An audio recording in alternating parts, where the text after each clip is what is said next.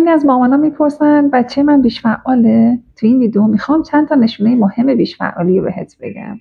پس با من همراه باش.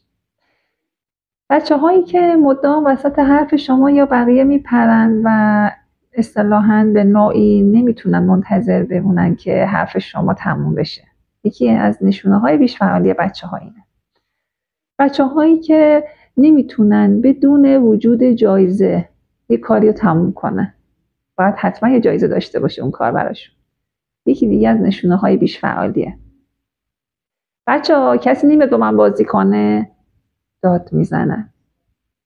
بچه های بیش فعال نمیتونن بدون سر و صدای بلند یه کاری رو انجام بدن یا بازی کنن. مامان کی وقتمون میشه؟ من دیگه نمیتونم منتظر بمونم. منتظر موندن برای بچه های بیش فعال کار بسیار سخت و طاقت فرساییه.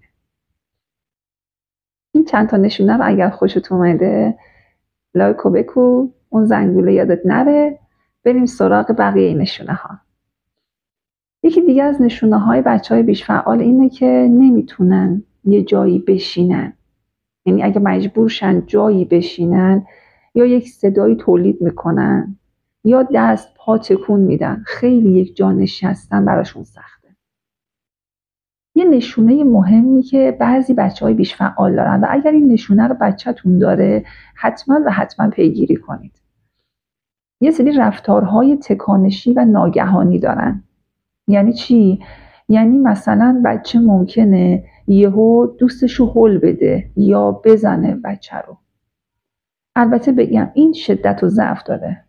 خفیف، متوسط و شدید. بعد وقتی از بچه بپرسی چرا اینجوری پرخاشگری کردی؟ چرا اینجوری عصبانی شدی؟ چرا این کارو کردی؟ میگه من که کاری نکردم. میگه چی کار کردم؟ آگاهی از کاری که کرده رو نداره. و خب این نشونه خوبی نیست. بعد یک سوال اینجا پیش میاد. اصلا این بیش فعالی از کی شروع میشه؟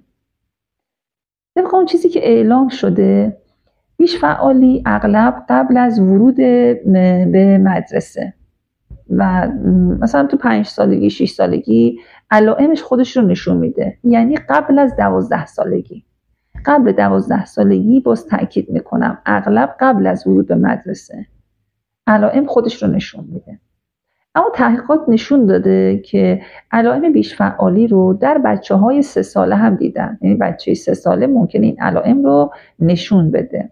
حالا اصلا چی میشه که این بیش فعالی خودش رو نشون میده؟ چه اتفاقی میفته؟ دقیقاً نمیتونن یک عامل مشخص و دقیقی رو برای بروز این عوامل و علتهای بیش فعالی بگن. ولی خب حالا چند تا عامل رو گفتن و اونم این که مثلا زایمان زودرس مادر، آسیب مغزی بچه، ساختار مغزی متفاوت. بچه‌های بیش فعال ساختار مغزی متفاوت دارن. بعد اینکه حالا مثلا مادر در طی دوره بارداری در معرض آلودگی‌های محیطی مثل سرب قرار گرفته باشه یا اینکه مادر در دوره بارداری مصرف سیگار و الکل داشته باشه، اینا رو دخیل دونستن در بروز و ظهور علائم بیش فعالی.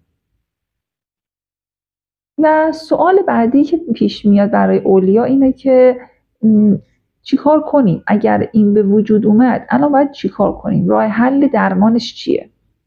در مورد درمانش تو ویدیوهای بعدی حتما باهاتون صحبت میکنم. شما به هم بگید تو کامنت ها بچه‌تون چه نشونه‌ای داشته؟